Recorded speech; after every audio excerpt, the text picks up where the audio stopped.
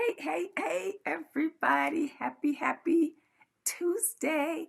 I hope everybody is doing wonderful. Hope all is well. I am so excited as we are coming together again for what? Our Ready to Love review and recap.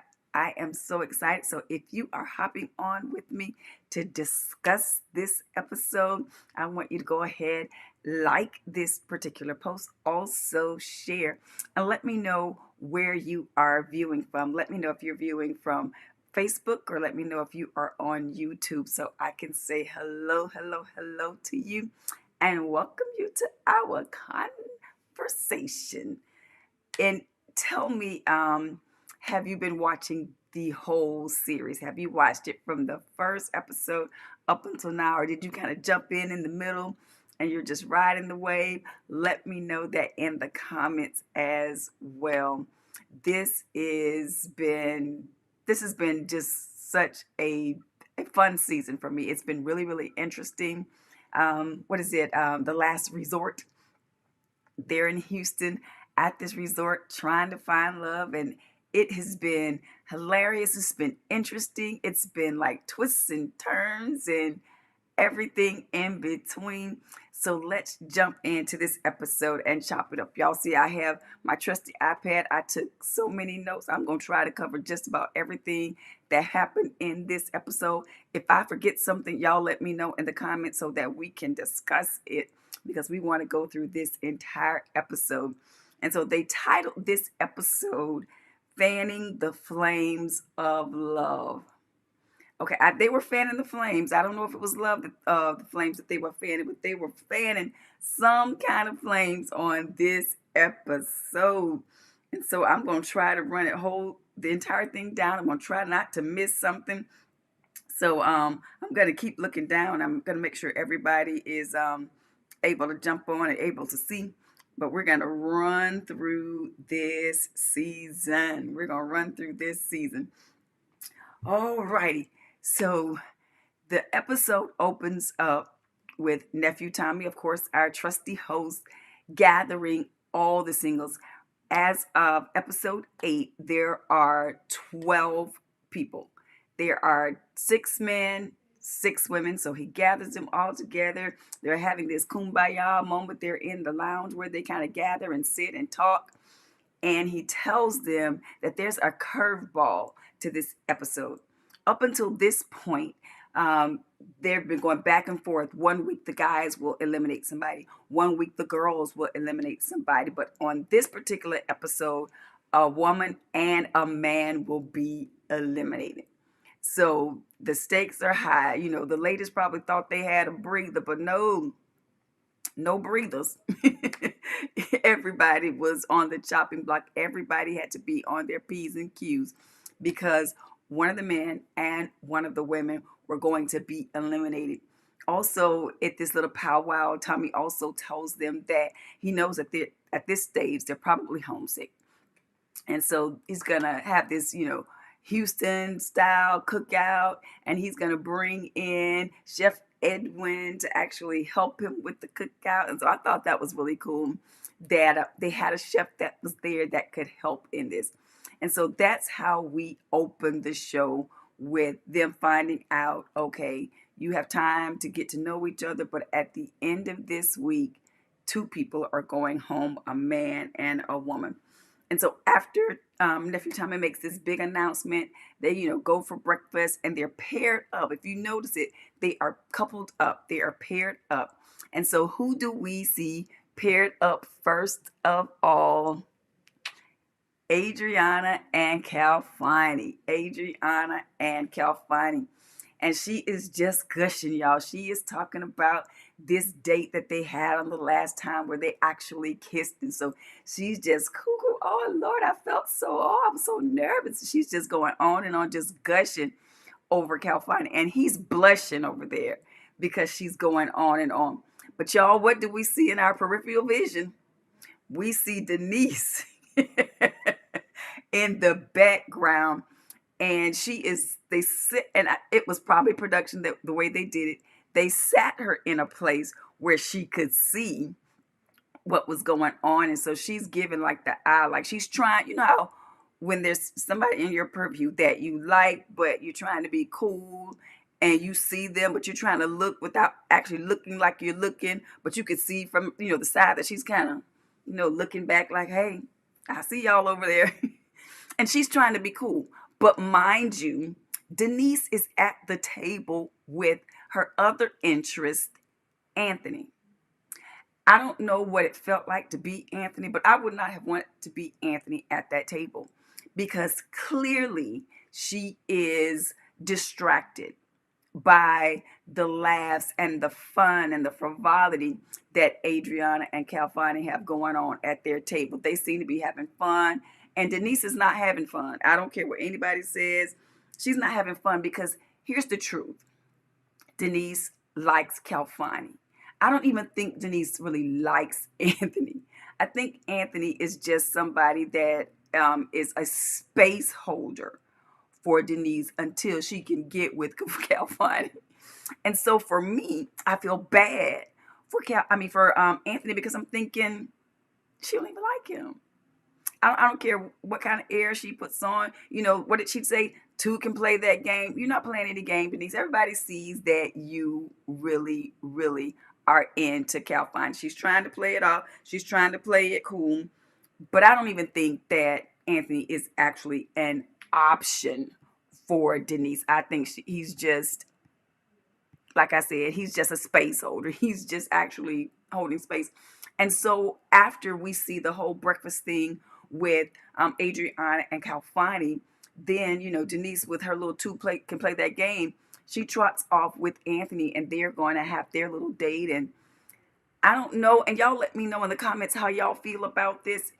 I just get a friend vibe from Denise, how she feels about Anthony. It's like he's the homeboy. That whole thing where they're out, by the water. And for me, I love being by the water. I think it's just really, really romantic being by bodies of water. And she's out there with Anthony and she's just, yeah, probably wishing she was out there with Cal Fine. So let me know if y'all think I'm off, and that's okay because I've misread stuff before. It won't be the first time, probably won't be the last time. But I really don't think Denise likes Anthony. I just don't think so. But I think she thinks it's what she has to do so that she can stay balanced, so that she's not going too far over the left and that she doesn't push Cal Fine away. I think he really is a placeholder for it. But during that conversation that they have out there on the pier by the water, she talks about how she just, has been in Essence magazine, I believe it was, and she was talking about how she just $200 to her name. She just up and moved to New York, to model, blah blah blah blah. And that for me, that's so gutsy. I love to hear not just women, but people that just go after their dreams. And I believe that is the kind of woman that Denise is. Denise is an all or nothing woman. She doesn't do anything half-hearted. She doesn't do anything halfway. If she likes you, she likes you all of the way. Now on the flip side, if she doesn't like you, she doesn't pretend. You know how some people cannot really prefer you, they cannot really like you, but they're civil to you and they're cordial. I don't think that's Denise's cup of tea. I think if she don't like you, she just don't like you. She's not gonna pretend she don't, that she likes you. You will know. If Denise doesn't like you, you're gonna know it. She's just straight, no chaser. I think that is just who she actually is. But I don't think that she is feeling him at all. I feel sorry for Anthony because I think okay, y'all, she don't like him. I don't care what y'all say. Okay, that's my opinion, that she doesn't like him. And then we see Joy and Jay finally get a date. After all of this flirting that they have going on, they finally get a date that we get to see. And so Jay asks her out, I'm assuming because he sets up the date. Now, from what we hear, Joy is this wine connoisseur.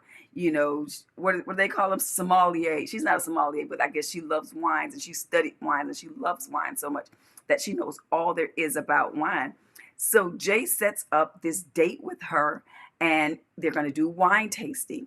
And so he wants her to use her expertise to, tell him all about wines. Okay, like I had a problem with that because number one, if you're taking me out on a date, I want you to do all the work. You show me you. This is my opportunity to get to know who Jay is, what Jay is all about, what Jay has to offer. But you set up a date that uses my expertise. And so now I got to work. Now I got to show you I'm doing all the work while you get to sit back and enjoy. That for me, that was just like, really? You're going to set me up for now, even though I might love wines, I might love, talking about wines and showing off all my knowledge about wines. I'd like to come to a date that a guy sets up and just chill, love the date, enjoy, relax on the date, and actually get to know about this person. It's just like Jay is this puff of air of a person that we still 8 shows in, we don't really know who Jay is. That's just me. Y'all can tell me how y'all feel about that. Let me know in the comments. Do y'all feel like y'all know Jay? Did you feel like you got to know more of Jay from the date that he had with Joy? Because it seems like with every date, especially when they pair them off, you get to know a little bit more about that person, about their history, why they feel the way they feel, why they may act and react and respond the way they do. But I didn't learn any more about Jay, but that he didn't know wines. I don't know wines. So anyway, but we learned all of Joy's expertise about wines, which, come to think about, we don't know much about Joy either. But anyway, so that was their date. But then they did this. Y'all tell me how y'all feel about this. A little blind taste test that he wanted to do since she's, schooled him on wines. Now he wants to be, try the wines and see if he can guess the wines. And so, Joy goes, all seductive over there. She sits on his lap and she's going, give him the wines. And I'm like, Joy is shooting her shot. Did anybody else feel like that? I'm like, well, shoot your shot, won't you? Just go ahead, my sister. Shoot your shot. Hey, Marie, thanks so much for joining. Hey, April, thanks so much for joining. Oh, April says, Jay is not being real. He is nice, but he has a wall up. Thank you. Thank you, April. I'm not the only one that feels like that. That he's just like, I don't know. I still don't know Jay. I still don't know Jay. And I'm wondering, do the people there, do they know Jay? They don't know Jay. Thank you for the thumbs up, Marie. Everybody thumbs up the video when you come in. Yes, thanks so much for that. I still don't know him. I still don't know them.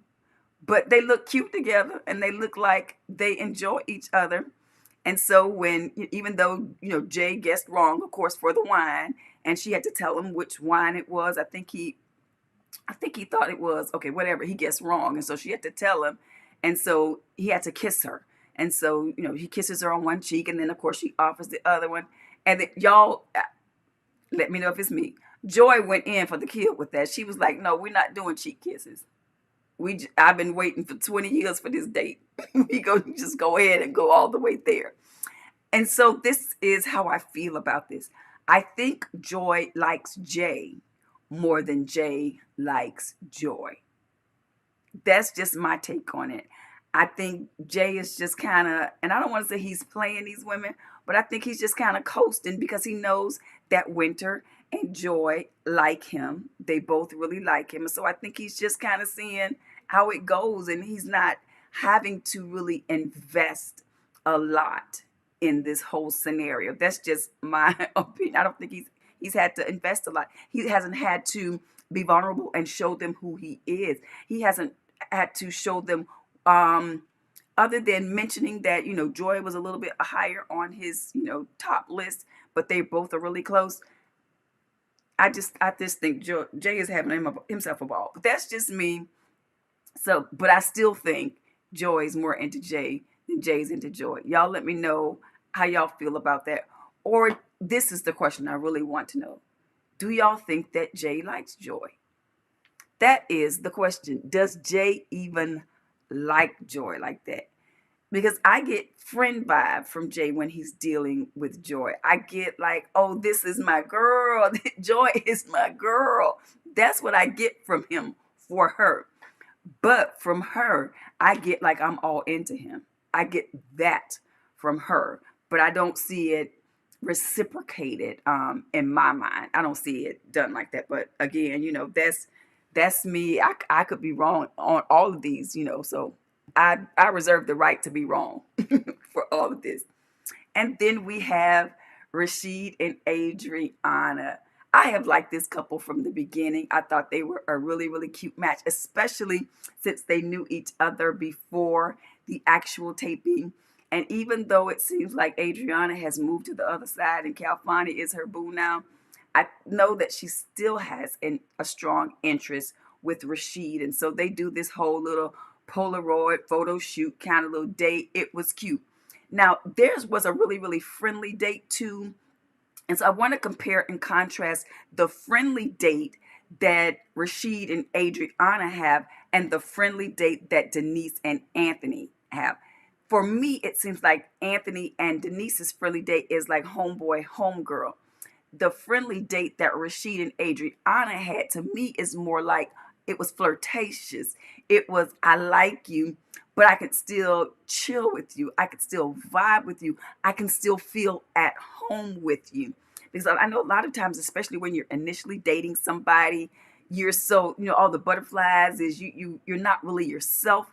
I think that they're interested in each other and they feel that, but they also feel this sense of comfort that a lot of times you don't have unless you know somebody for a while. April says, I think he likes her, but he seems to like Winter as well.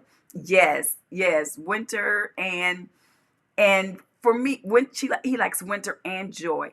And for me, men find it hard to make decisions when they have two quality women. They seem to be at wits end when it comes to that. And so that's what I see playing out with several of the men on there. They're just like, I like them both. Who's got to choose? That's kind of how they are. But I'm kind of rooting for Rasheed and Adriana. But then again, I don't know if they're gonna make it either. But it's just cute and it's fun to see them. And I wanted to note, and I wrote this down, that Adriana talked about even how comfortable she is with Rasheed, and she made this comment that it seemed too good to be true. That relationship, that friendship that they're developing seemed too good to be true. And so the question I wanted to ask was, have you ever been in a relationship with somebody that you were like, oh man, this too good? He's saying all the right things, he's doing all the right things. I don't know, can it be this good? Can we be, this connected?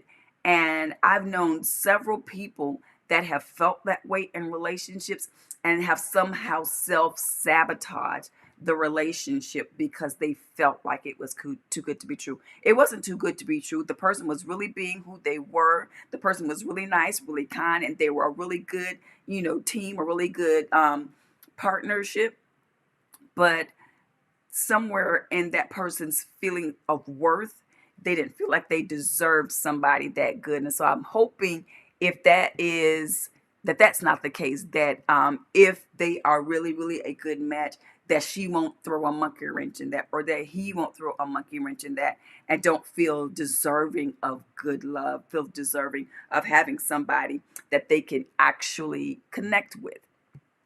And then we had Symone and Edwin. Symone wanted some time with Edwin, and so they're sitting by the pool, and she starts complimenting him, and it took about 30 seconds for the train wreck to happen.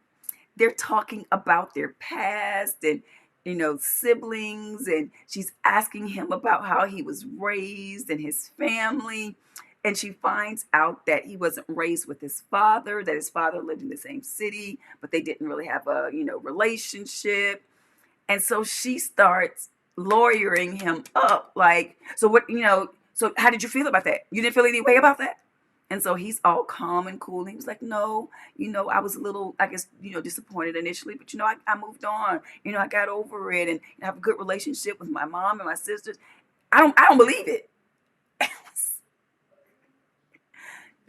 And the way she went in on him, first of all, you just basically told this man he's a liar. That couldn't be true. And even if you didn't believe that he couldn't be somehow affected by not having his father in his life, the way she went about it, to me, if that was me, that would have been hurtful.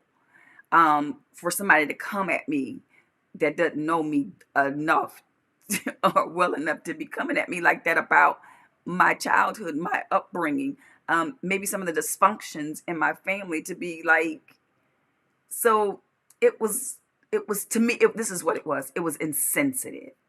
The way she questioned him was very insensitive, because if I am talking to someone, if I really like someone and they told me something like that, I would know that even if he said it didn't affect him, and I believed that it did affect him, I know that because he can't share that with me, he doesn't feel safe enough yet. He doesn't know me well enough yet to divulge that to me, because men are very, very careful with their hearts. And I haven't earned the right for him to tell me how he feels, for real. And any woman that has lived long enough knows you have to earn that, not just from a man, but from a person. A person just doesn't reveal to you their scars, their issues, and how they really felt and how they are really dealing with someone if they don't feel safe enough to do so. And so the way he answered you told you, you're not a safe place for me. Excuse me, to tell you that or to give that to you. So I really didn't like the way she came at him, and y'all heard him in his confessional.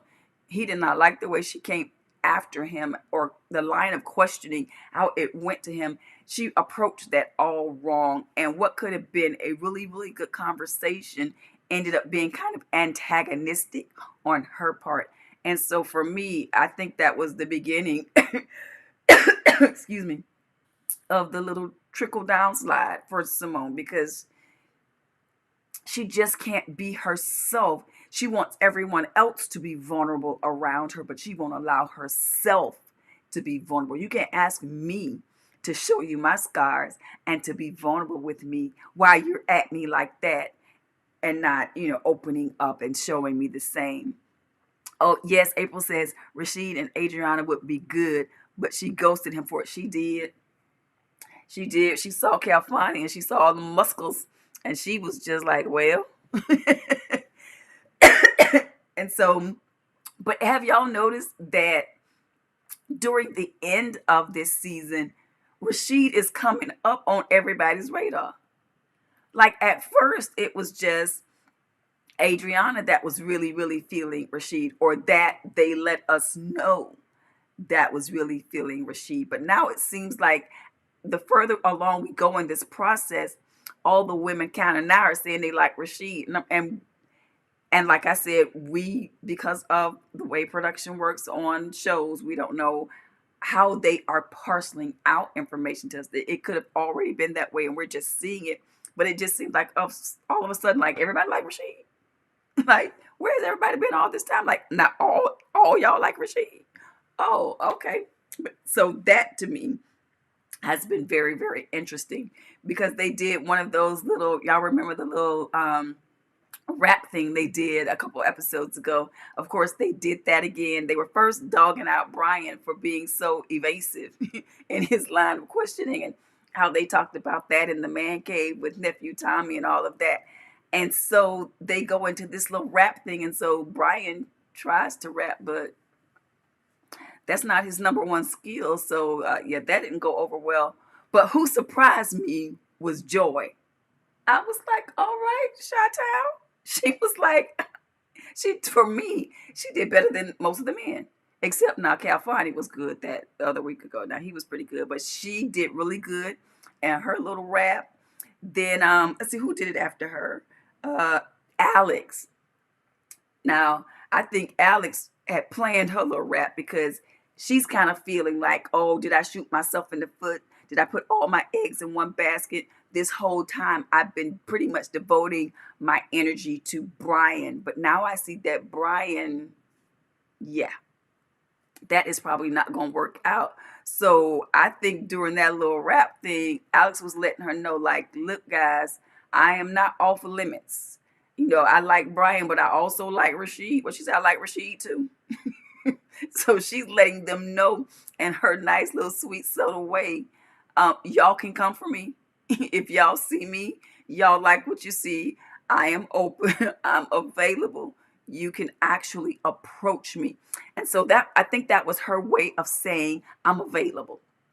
I'm not Bryan's girl. I'm not off limits to you all.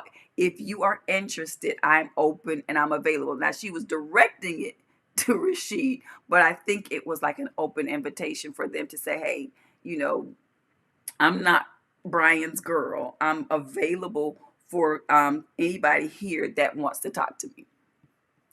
And then we had Symone and Rasheed. Symone is okay. We're gonna talk about it. Symone and Rasheed.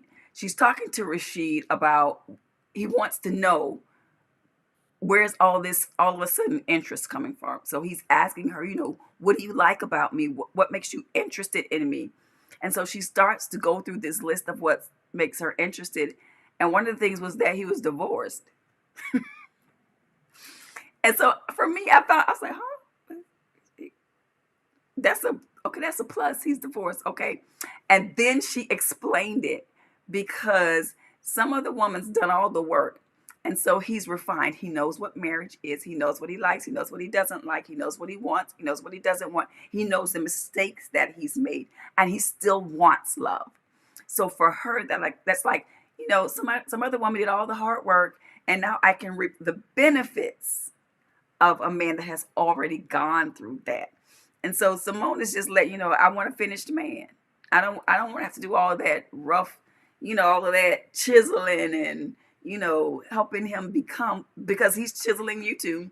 She didn't want to go through all that. She likes the fact that even after everything, all the experiences that Rasheed has gone through his divorce, that he still is optimistic about love. He still wants to find love. He still believes in love. He still believes in marriage.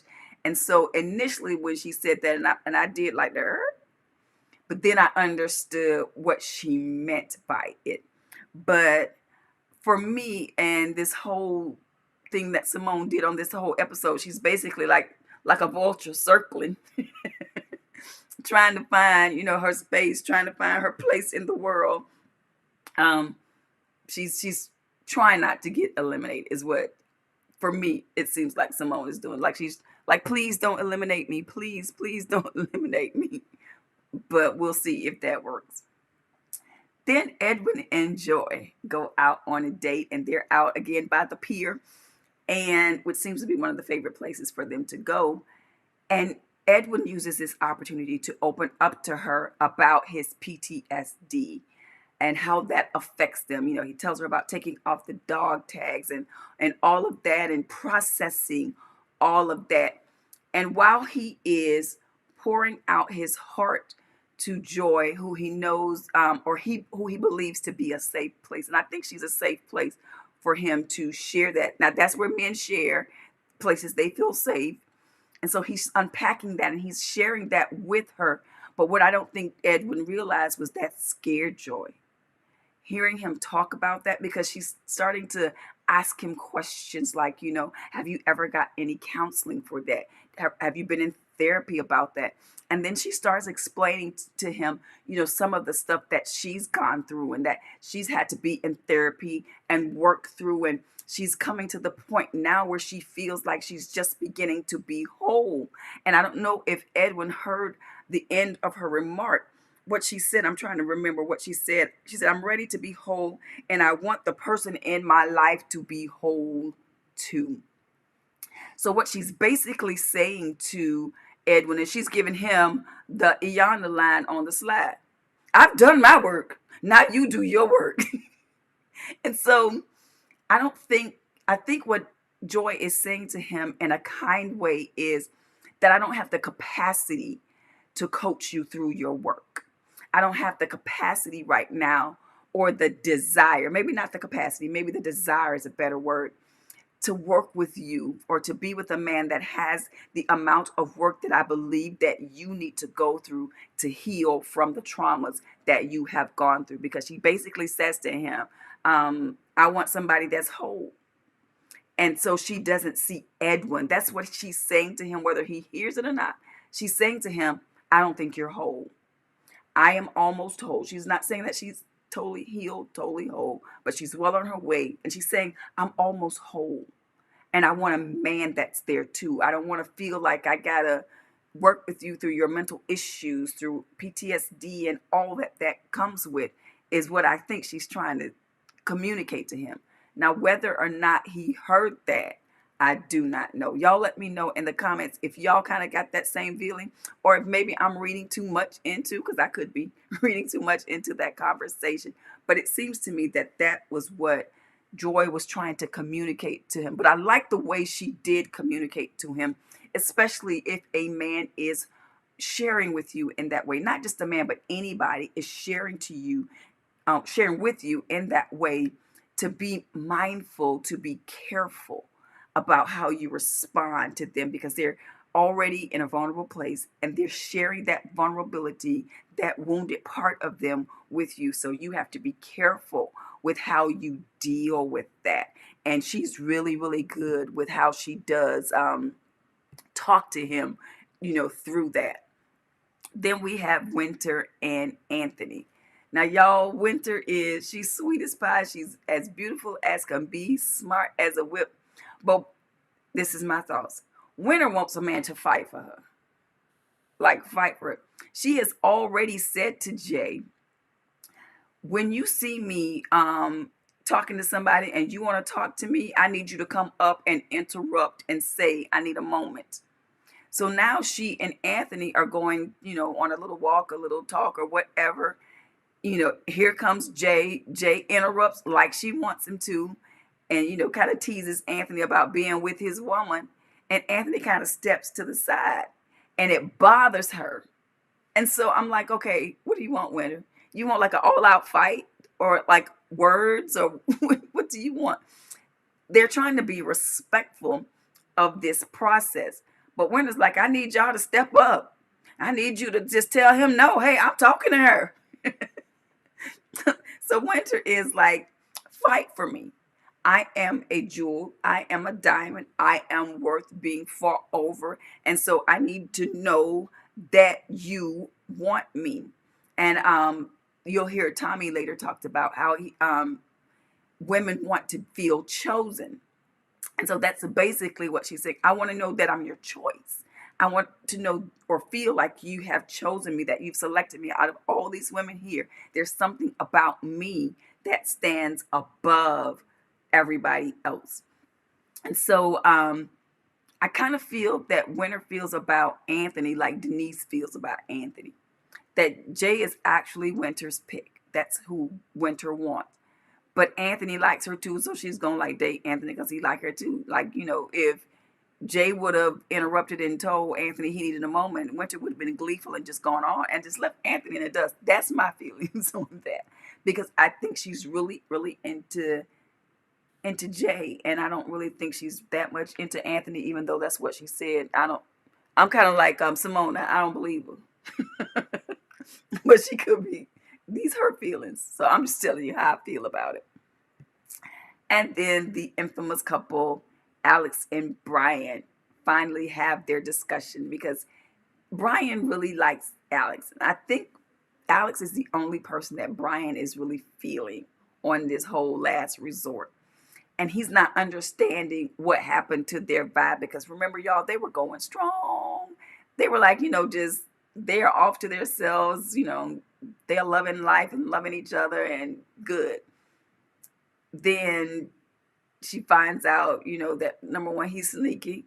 Number one, he has a problem just telling the whole truth, nothing but the truth. So help you God.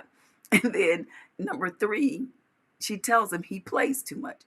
She's pouring out her heart on the last episode about how she's been in an abusive relationship for 3 years. And he tosses that to the side. And so in this episode, she tells him how she feels about that, how she's pouring out, her heart to him, and he makes light of it. And then he makes a joke. And she's like, see, that's what I'm talking about. When I'm sharing something with you, and I'm trying to open up and be vulnerable to you, I don't want you to make a joke about it. I don't want you to take light of it. And he still didn't get it, y'all. He still um doesn't know how to handle that. And I think a part of that may just be immaturity. And I think it may have made him feel uncomfortable with her openness.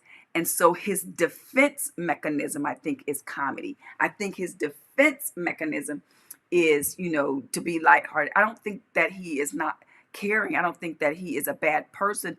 I think that he just didn't know how to handle that. He didn't know what to do with her feelings. He didn't know how to process that in a way that she would still feel safe and comfortable and be okay. So he makes jokes about it. And I don't think he does that just in relationships. I think that's probably how Bryan is in all friendships, is that there's certain areas that make him feel comfortable, probably talking about feelings, talking about trauma, talking about issues that for some reason he's closed off to. And so he responds the way that he responds from that. And so I think that's why he's responding that way to her, is because um, he just doesn't know how to do it. And then we find out why. When she asks him, has he ever been in love before? And we find out that Bryan has never been in love in his adult life. He's been out there playing around, doing whatever, but he's never been in love. So the kinds of conversations that you have, that you start unpacking in serious relationships, he probably has never had to do that. He probably has never had those deep conversations with a significant other, because that's not a conversation that you have with somebody you kicking it with. That's not a conversation that you have when you got 5 women.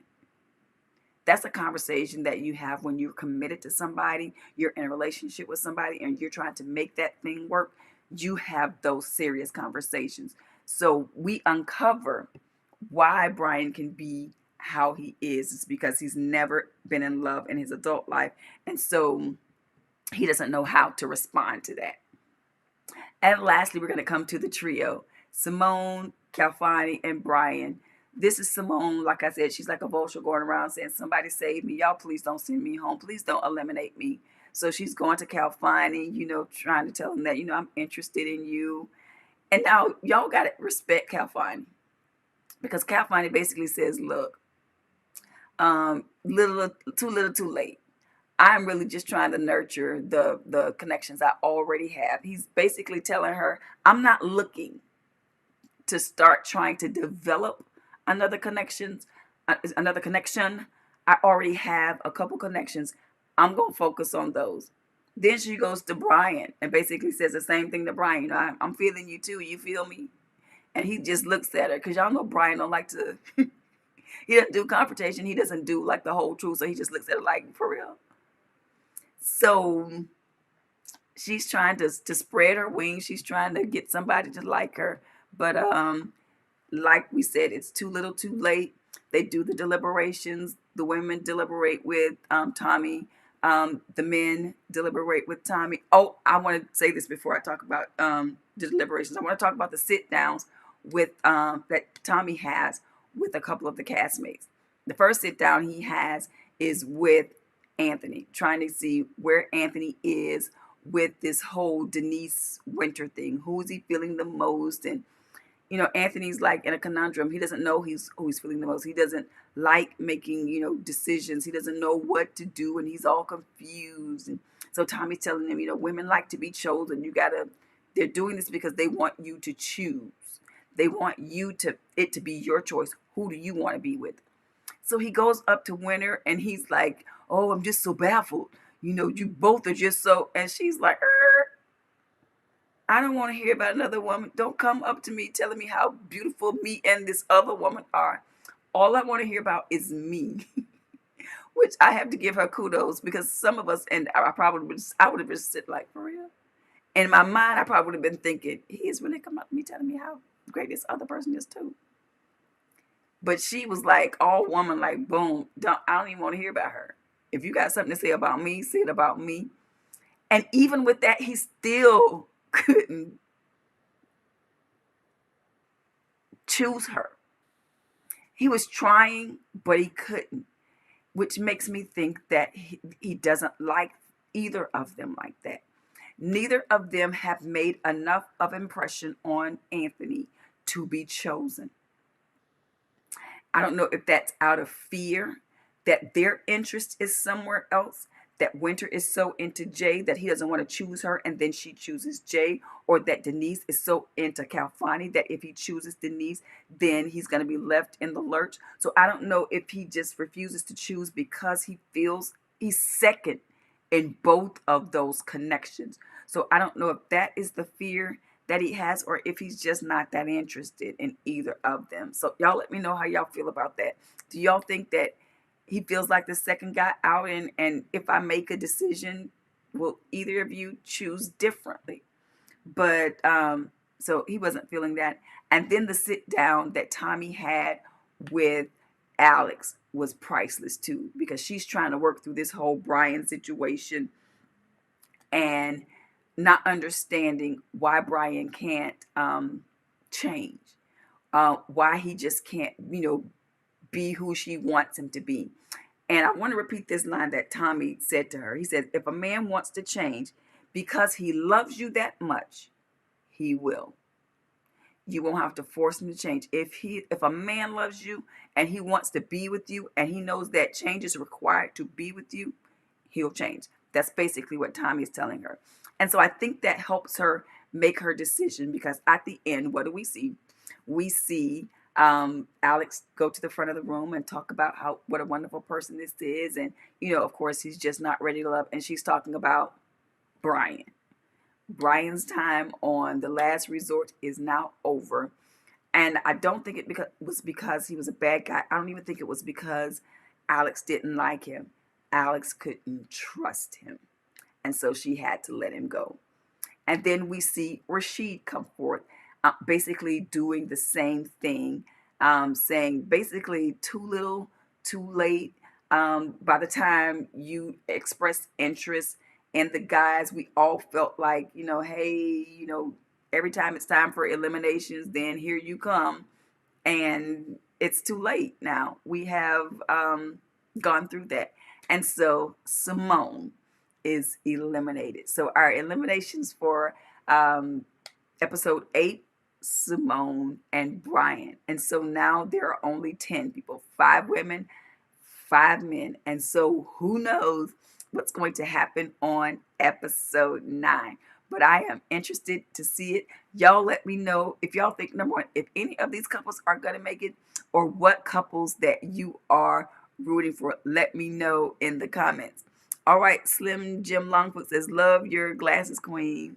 Oh, thank you so much. Thank you so much.